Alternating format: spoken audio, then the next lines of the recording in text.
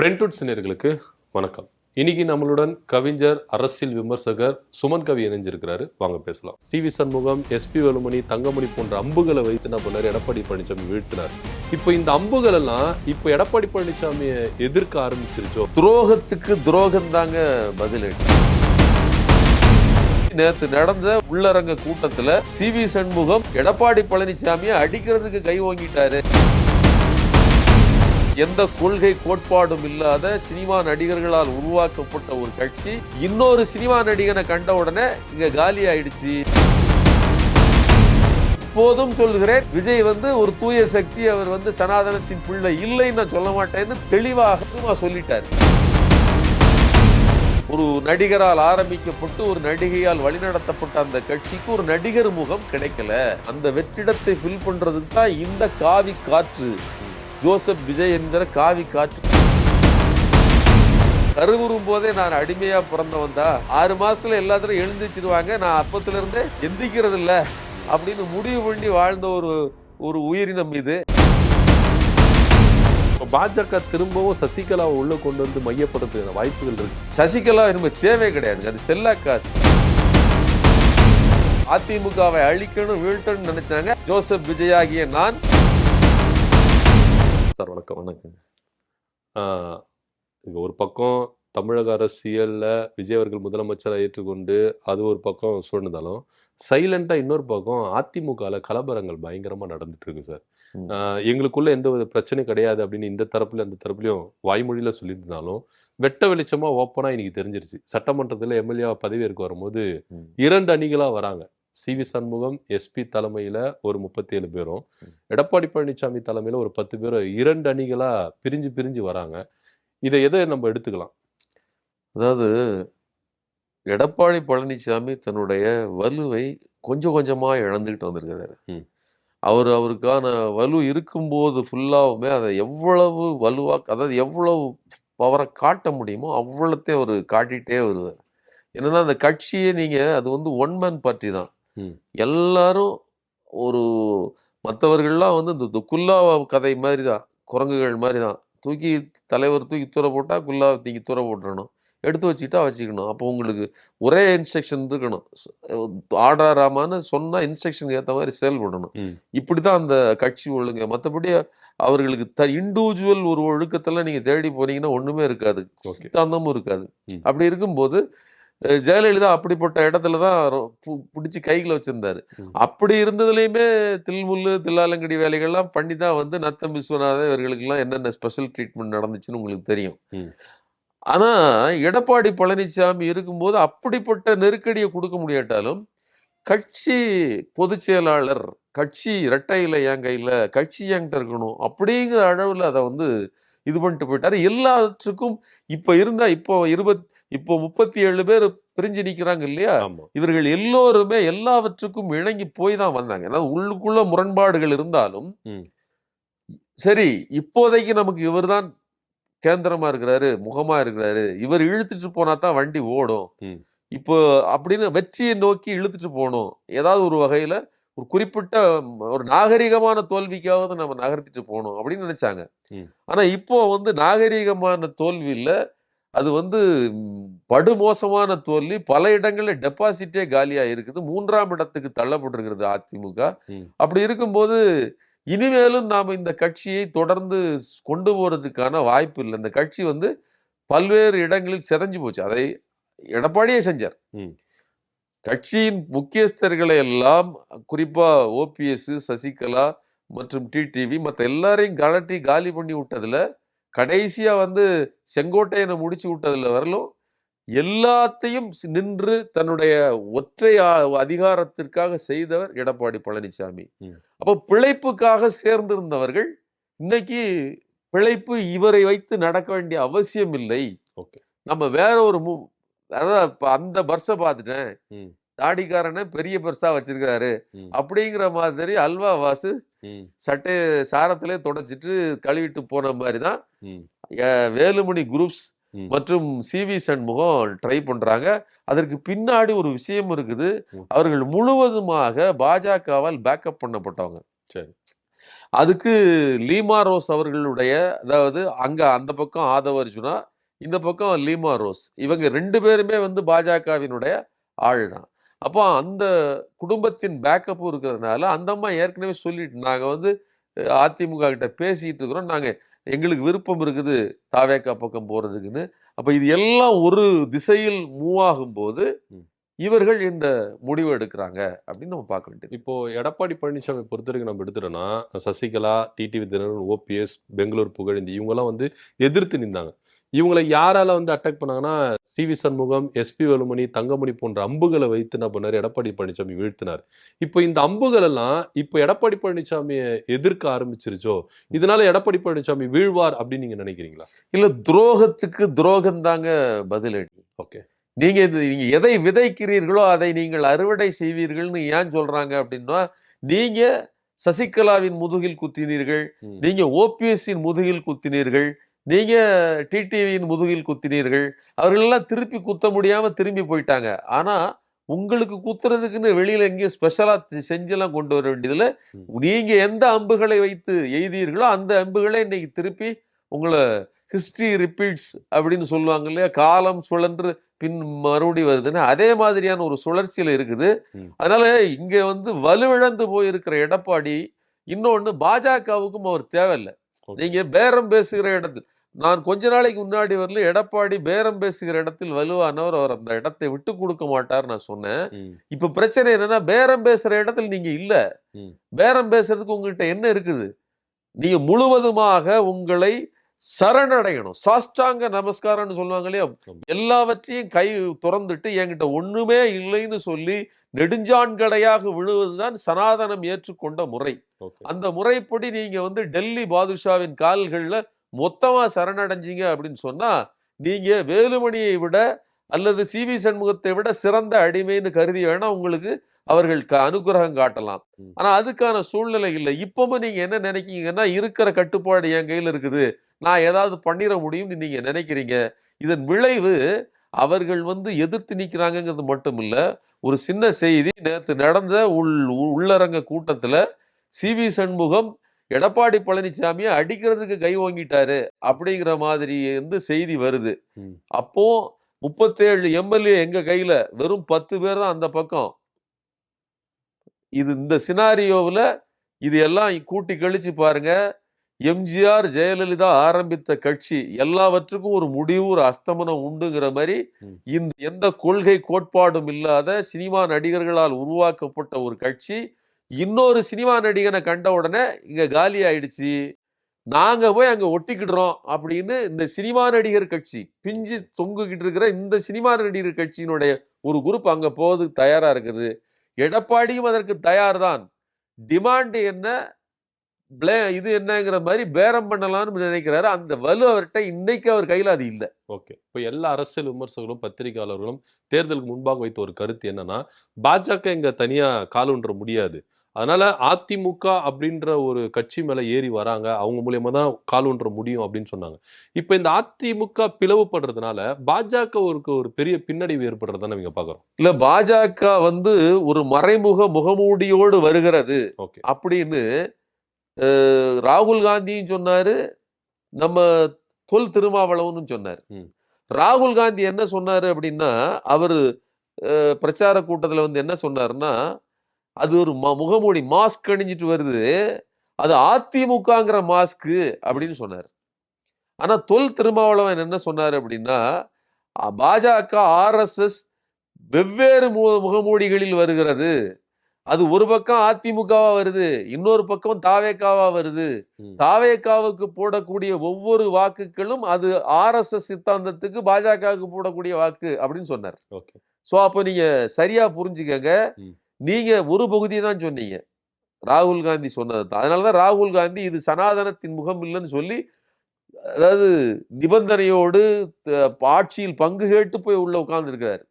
இவங்க வந்து ஜனநாயகம் தோற்று போயிடக்கூடாது, ஆளுநர் ஆட்சி வந்துடக்கூடாதுங்கிறதுக்காக வந்து நிக்கிறாங்களே தவிர மற்றபடி விஜயோடு எந்த ஒட்டுறவோடு நிக்கல.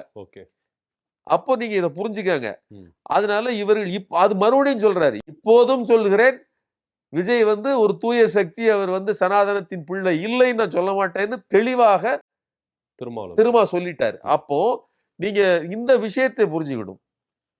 அதாவது 2019ல ஒரு வெற்றிடம் விழுந்துருச்சு, ஒரு வேக்யூம் இருக்குன்னு சொல்லி இவரு ரஜினி சொன்னார். ரஜினி எதை சொன்னார் அப்படின்னா, ஜெயலலிதா இல்ல, இவரு கலைஞர் இல்ல, அந்த இடத்த சொன்னாரு. கலைஞருக்கு பதிலாக ஸ்டாலின் வந்துட்டாரு, அதை ப்ரூவ் பண்ணிட்டாரு. ஆனால் ஜெயலலிதாங்கிற அந்த ஒரு நடிகரால் ஆரம்பிக்கப்பட்டு ஒரு நடிகையால் வழிநடத்தப்பட்ட அந்த கட்சிக்கு ஒரு நடிகர் முகம் கிடைக்கல. எடப்பாடி பழனிசாமி தான் இருக்கிறாரு. அப்ப அது அந்த இடைவெளி தொங்கி எப்படி இழுத்துட்டே வருது. அதுதான் உண்மையிலேயே முகமற்ற, அடையாளமற்ற அந்த வேக்குமே. அந்த வேக்குமை ஃபில் பண்றதுக்கு தான், அந்த வெற்றிடத்தை ஃபில் பண்றதுக்கு தான் இந்த காவி காற்று, ஜோசப் விஜய் என்கிற காவி காற்று வந்து அடைச்சிருக்குது. வெற்றிடத்தை காற்று நிரப்புங்கிற விதி இருக்கு இல்லையா, அந்த விதிப்படிதான் வடநாட்டிலிருந்து உந்து விசையால் தள்ளிவிடப்பட்ட காற்று இது. அப்படித்தான் இவர் வந்திருக்காரு. அதனால இந்த சினிமா கூட்டத்துக்கும் இந்த சினிமா கூட்டத்துக்கும் பொருந்தி போகும். இவர்கள் வயதில் சின்னவர்களா இருப்பாங்க, இவர்கள் கொஞ்சம் வயதில் மூத்தவர்களா இருப்பாங்க. இன்னும் கூடுதலா சொல்றதா இருந்தா, எதெல்லாம் சில விஷயங்கள் தெரியலையோ அதை சொல்லி கொடுத்து கூட கூட்டு போக முடியும்.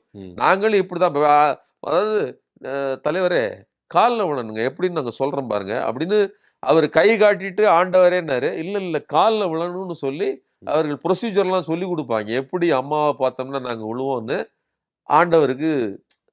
ஆண்டவன் காலில் எப்படி விழணும், சாஷ்டாங்க நமஸ்காரம் பண்ணணும்னு சொல்லி கொடுப்பாங்க. இப்படி பல்வேறு விஷயங்களை அனுபவபூர்வமாக கத்துக் கொடுக்கறதுக்கு இந்த 37 பேர் கொண்ட படை உதவும். இன்னும் கூடுதலா இந்த குவாரல் இருக்கு இல்லையா, அதாவது இப்ப ஆரம்ப நாள்லயே ஒரு பக்கம் சனாதன பாடலை இசைப்பது, இன்னொரு பக்கம் பெரியாருக்கு மாலை போடுவது, இந்த இரட்டை வேடத்தை எல்லாம் பார்த்து சகிக்க முடியாம தான் எதிர்த்து பேட்டி கொடுக்கிறாரு திருமாவளவன். இது கண்டிக்கத்தக்கதுங்கிறாரு. அதையே தான் சிபிஎம்மும் சொல்லுது. இப்ப ஆரம்பத்திலே இப்படி இருக்கும்போது இந்த ஒற்றை ஓட்டு 2 ஓட்டை வச்சுக்கிட்டு இவர்கள் தாக்கு பிடிக்க முடியாது. 37 வாக்கு எண்ணிக்கை கொண்ட இந்த சிவி சண்முகத்தின் அணி பாஜகவின் ஆசீர்வாதத்தோடு வந்து இணையும்.